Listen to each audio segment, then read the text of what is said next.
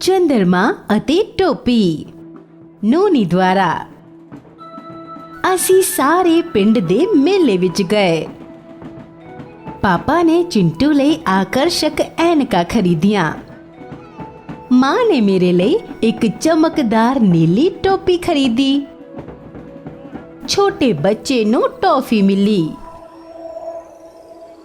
ਘਰ ਆਉਂਦਿਆਂ ਰਸਤੇ ਵਿੱਚ ਬਹੁਤ ਤੇਜ਼ ਹਵਾ ਆਈ। ਇਸ ਨੇ ਮੇਰੀ ਟੋਪੀ ਨੂੰ ਉਡਾ ਦਿੱਤਾ।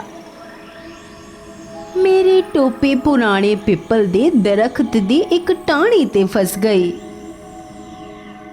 ਮੈਂ ਬਹੁਤ ਰੋਇਆ ਅਤੇ ਮੈਂ ਆਪਣਾ ਰਾਤ ਦਾ ਖਾਣਾ ਨਹੀਂ ਖਾਧਾ। ਬਾਅਦ ਵਿੱਚ ਉਸ ਰਾਤ ਚੰਦਰਮਾ ਆ ਗਿਆ। ਇਹ ਪੁਰਾਣੇ ਪਿੱਪਲ ਦੇ ਰੁੱਖ ਤੇ ਮੇਰੀ ਟੋਪੀ ਵੱਲ ਵੇਖ ਰਿਹਾ ਸੀ। ਇਸ ਨੇ ਮੇਰੀ ਟੋਪੀ ਲਾਹੁਣ ਦੀ ਕੋਸ਼ਿਸ਼ ਕੀਤੀ। ਚੰਦਰਮਾ ਖੁਸ਼ੀ ਨਾਲ ਮੁਸਕਰਾਇਆ। ਮੈਨੂੰ ਵੀ ਮੁਸਕਰਾਉਣਾ ਪਿਆ। ਅਗਲੇ ਦਿਨ ਸਕੂਲ ਤੋਂ ਬਾਅਦ ਮੇਰੀ ਮਾਂ ਨੇ ਮੈਨੂੰ ਇੱਕ ਚਮਕਦਾਰ ਨਵੀਂ ਲਾਲ ਟੋਪੀ ਦਿੱਤੀ। ਇਹ ਚੰਦਰਮਾ ਨੇ ਭੇਜੀ। ਉਸਨੇ ਕਿਹਾ।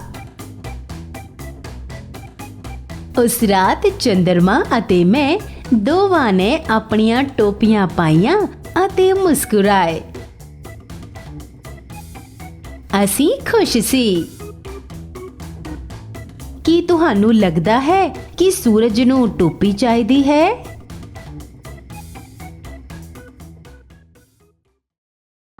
ਸੁਣੋ, ਇਸ ਵੀਡੀਓ ਨੂੰ ਪਸੰਦ ਅਤੇ ਸਾਂਝੀ ਕਰਨਾ ਨਾ ਭੁੱਲੋ।